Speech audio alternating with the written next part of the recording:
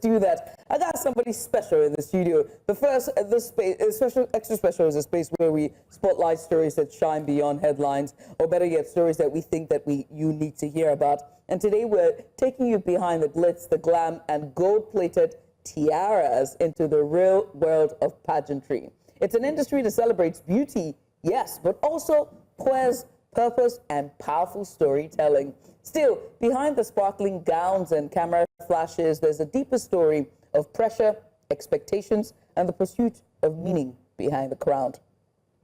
And so, today we have very interesting and special guests with us here in the studio. Joining us today is Doris Oga, your reigning Miss Nigeria 2005. The crowd goes wild. You're going to do the wave? 2025. There we go. There we go. Listen, it's not put it Oh, sorry. Well, what are the men's wave, though? Because I know there's a Mr. Nigeria. I doubt that's the way. Joining us later will be Miss R. She's going to be joining us virtually online, so do keep it here with us. But please, Judith, let you go ahead. Oh, gosh, I cannot wait. First of all, let's even start with the moment when you were announced as the Miss Nigeria. An iconic title. I mean, I can see from your sash there. Iconic title. Since 1995, you are Miss Nigeria 2025. What was that moment like for you? Honestly, it was a dream come true, but at that particular moment, I was really excited, really nervous, because at the moment, so many things were going through your mind, so many emotions. So honestly, I can't even remember exactly what was going through my mind at that moment, like in particular, but I just know I was extremely excited and grateful. Oh, thank goodness you didn't throw away your home training. But let's talk about this in detail. I mean, let's get to know much more about what you've done from before being a beauty queen. Okay. And I have another question coming up after that, but do tell us. Okay, so before Miss Nigeria, I'm actually a practicing lawyer. I've been practicing for the last 2 years at Chief Rotimi Williams Chambers. That's incredible. Education and corporate commercial law. So you see why I asked this is I wanted to perhaps check or dispel a notion that people might have regarding beauty queens and the fact that beauty queens are selected based on perhaps maybe there's nothing else for them to do and I'm beautiful, I might as well just. But no, you're a lawyer, as well as other people who have actually taken part in these pageants. Yeah. So how can you, in your capacity, dispel these rumors, notions that people have regarding beauty queens and pageantry in Nigeria? It's not wishy-washy surface only, is it? Oh, absolutely not. So it's beyond the crown and the sash. And it's so funny. Beauty queens do so much. And I feel like if only people could do more research on that. For example, I was a lawyer before becoming Miss Nigeria. Even so many past beauty queens, we have Wunmi Ogumbi. She was the 24th Miss Nigeria. She went on to become the general manager of one of the largest banks in Nigeria. We have Beauty Takura doing amazing, Shuttle Garko. So many, even Bianca Ojukwu, although MBD. Oh, yes, indeed. Exactly. Look, now that I think about it, I think I know I know my classmate was Miss Nigeria. Really? Yeah, she was my set. Faye Shodipo. She's now Ni Shodipo. She's Faye Akpoti. She's married into the Akpoti family. Yeah, she just name dropped here. Yeah, I know people. What you talking about? It's okay. So and she's also by far one of the most intelligent. And the way you speak is exactly how she is, even as growing up. You know, she's very soft spoken, like me with my thick voice. But I do have to ask though. Were you a geek for pageantry? Was it something you wanted to become? What pushes a girl to look at all the girls on that pageant and be like, I want to be Miss Nigeria one day? Honestly, you know the way like most little girls, they want to be princesses, queens. Right from when I was little, I've always wanted, because I mean most little girls, we watched beauty pageants and we saw the women and the glitz and the glam. And sure, when I was younger, I wanted to be on that stage as well. But then as I got older, my life kind of took another direction, which is the legal direction. But then I just kind of always had it at the back of my mind. And so that's the thing I always say, when you want to do something, in order for you to excel in it, you need to find the reason why you want to do it, your purpose. Why. Exactly. So as I got older, I started researching more on pageants to really see the one that would fit what I wanted to do with my life, and that was Miss Nigeria. And it's literally one of the oldest pageants in it since 1957. It's a prestigious pageant. And so I got connected to their message, which was the empowerment of women. And when I was in uni, I'd worked with an NGO, ISEC, for like over 2 years, and we were trying to provide internship opportunities for students. So I just thought like this would be an amazing platform to try and push my background in education. Right. Yeah. Oh, and I love that. I love that. Now joining us on the line, she joins us virtually now, is Miss Aura 2025. Name is Miss Mercy Babajide. Miss Mercy, ooh, the crown, the tiara. I love that. This is another competition. It's like Miss Aura is competing with Miss Nigeria here on our very show over who has the biggest tiara. No, that's cheers, let's have it. No, there's no competition. What are you talking about? There's no competition at all. Mercy, you're and welcome. We're all complimenting red, pink, white. I love that. It. Mercy, we have an issue with your audio. If there's any way you can help us fix that, On mute if you can. There you go. There we go. Perfect. Is it better now? It is better. Much Thank you very better. much, Mercy. Mercy, all right, yeah, go ahead, Judith. Yeah, I mean, Mercy, I asked Doris earlier about, the moment that she was crowned, and how that moment felt for her. So walk us through your own moment as well when you were crowned. What did that mean for you, and what state of mind were you in at the time? All right, I'd like to say good morning to everyone, and I'm sorry I'm joining late.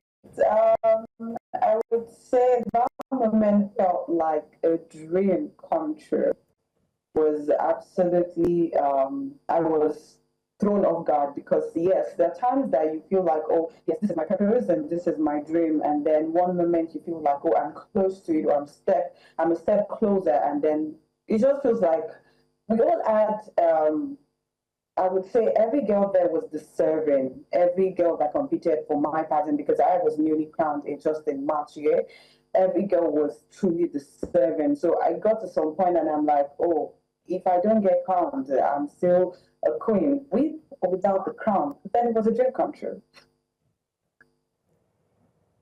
Right. I must say, and then, I mean, earlier we're also talking about the person behind the crown. When we meet any pageantry or any pageant a winner, we just know them as Miss Nigeria or Miss Aura of 2024, 2025, and we know their name. But I think we want to go behind the crown and behind the sash. Tell us, who is Mercy Babajide? Okay, Ms. Babajide is a broadcast journalist. I'm an on-screen person, so it matters to me. I feel like this started off because I went for the first pageant that was as far back as 2019, and I didn't win.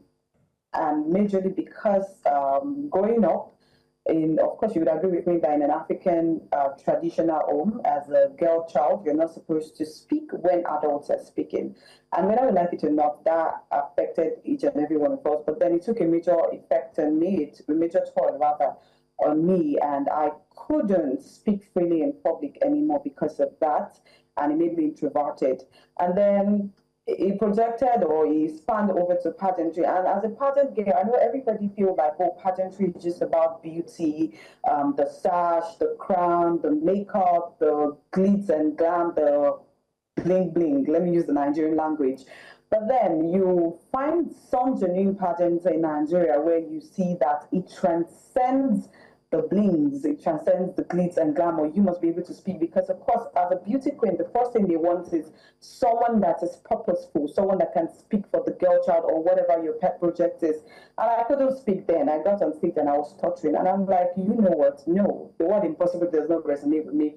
And I had to go back. I had to sit down and I had to, of course, do my assignments. And then in the process of my assignments, I found out that, oh, I'm a good speaker. I love to research and all of that. And of course, I have a BSc in political science.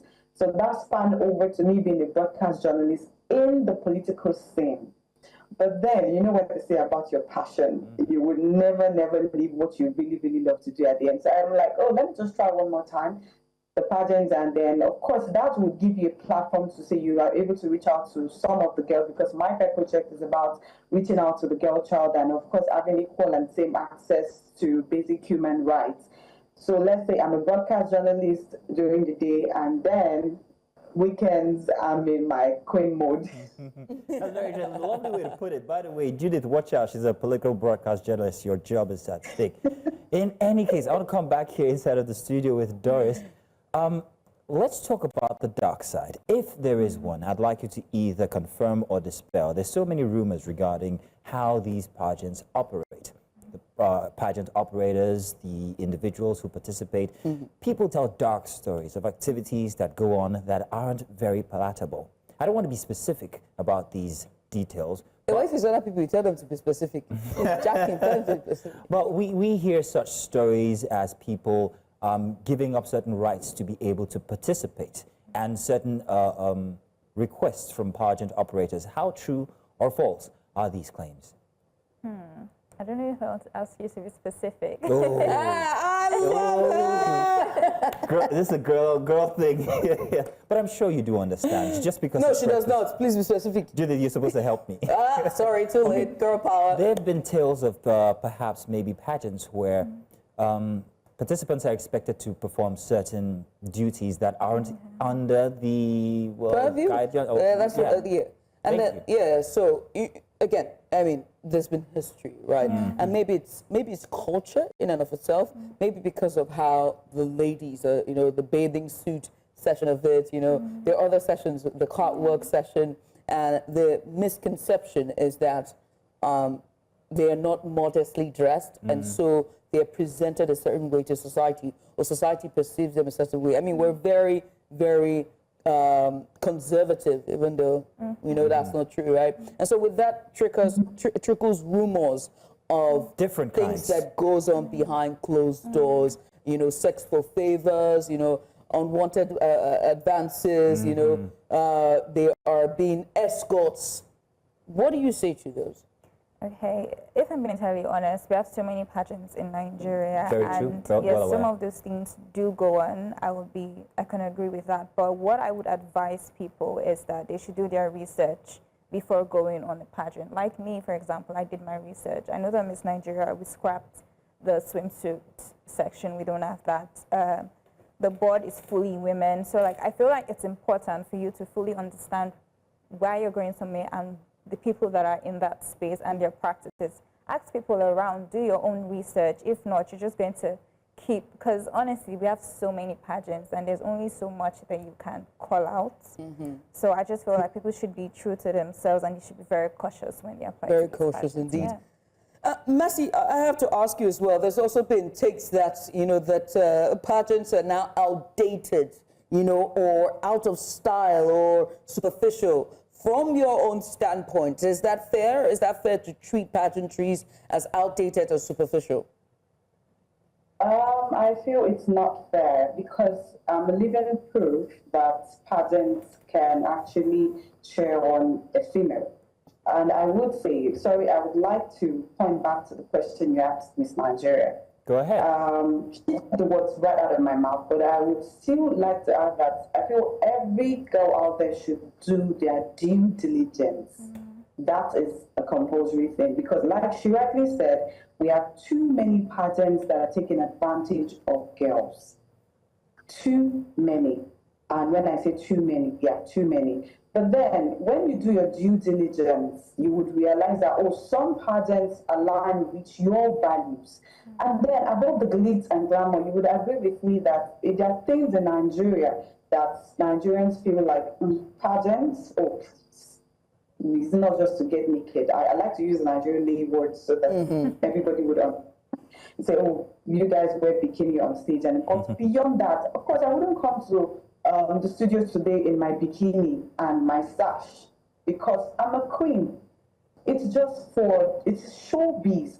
And now I'm going to represent Nigeria at the international level. I don't know how that's going to happen because my visa was just denied yesterday in Turkey.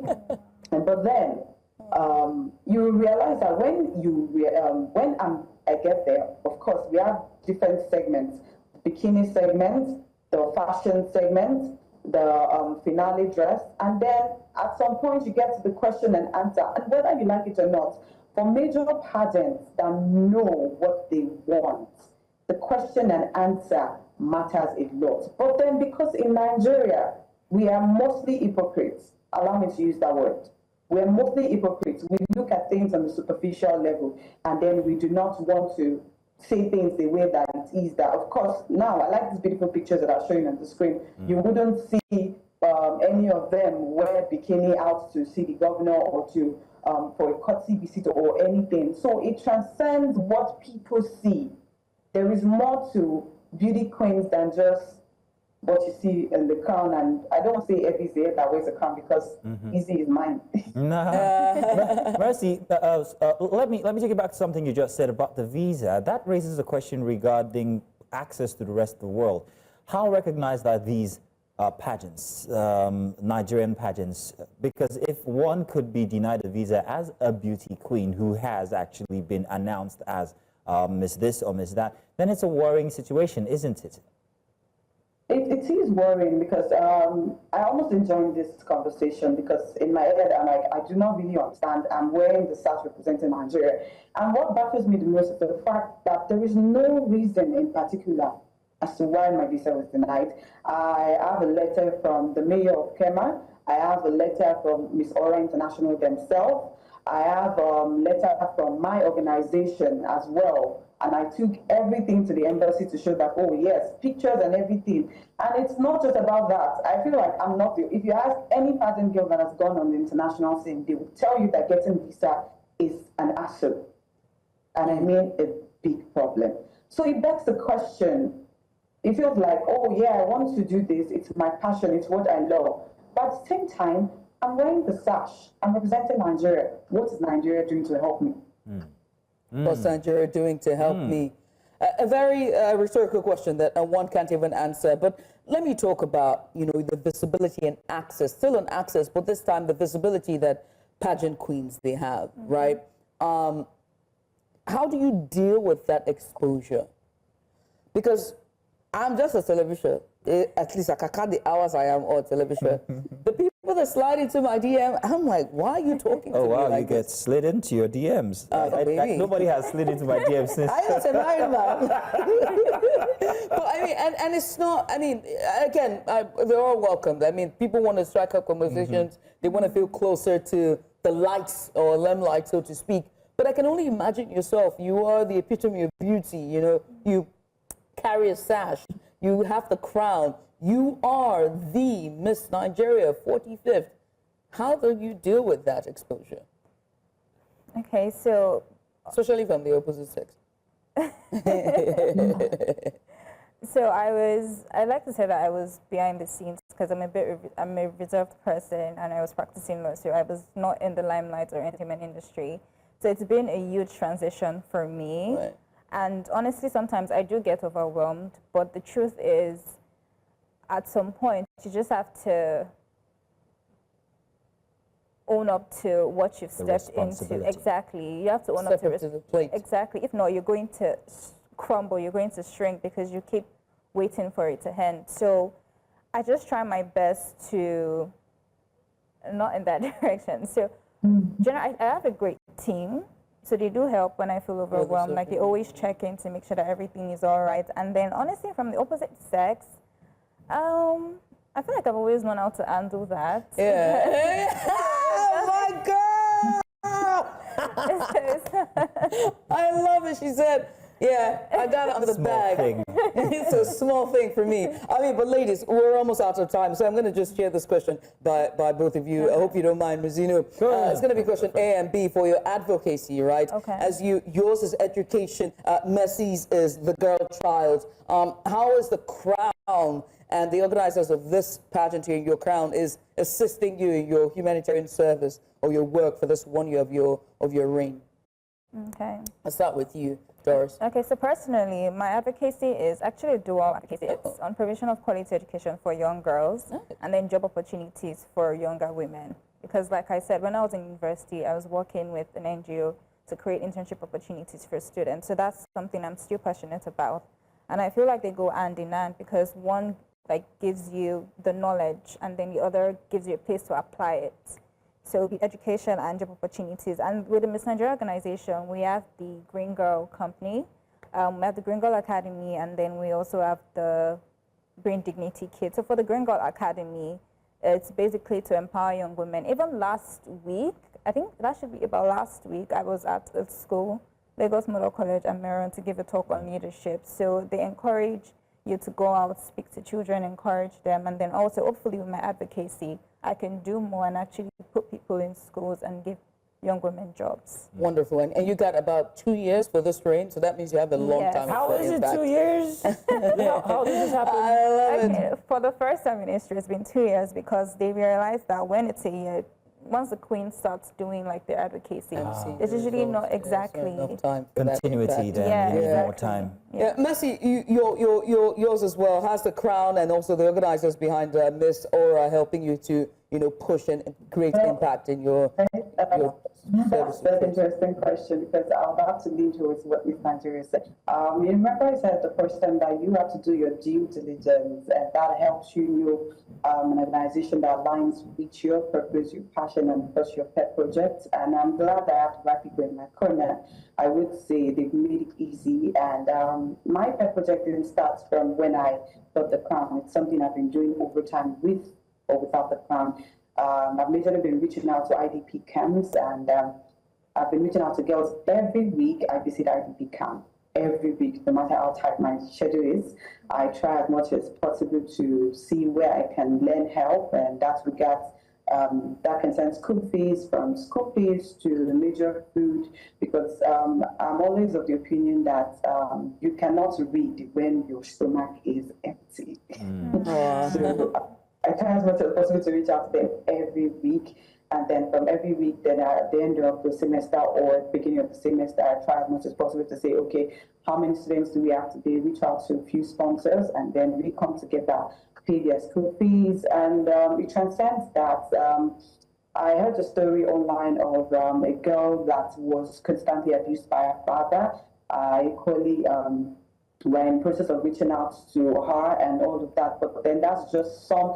I'm not opportunity to speak about some because of privacy and all of that, but these are major things I've been doing behind the scene because I'm laid back. I do not like to push it out there, but then with the Crown comes pushing some of these things out there to, of course, sensitize Nigerians, and equally I've been sensitizing parents that the girl child too matters, because you realize that it's not just about these kids. Some of their parents are actually injuring them. Some of their parents don't want them to fly. Some of their parents are holding them back. Some just feel like, oh, you're a girl. All you have to do is sit at home, and at the end you end up in the kitchen and let the boy go to school and all of that. So most of this and more is what I've been doing and I will do.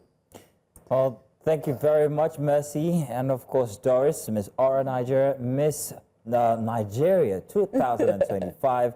Uneasy lies the head that wears the tiara. In this case, both of you have your works cut out for you, and I'm hoping that you guys do see them to completion to the benefit of all the people that you set out to do this for. Thank you very much. Thank ladies. you, ladies. Thank you so much. Thank you so much.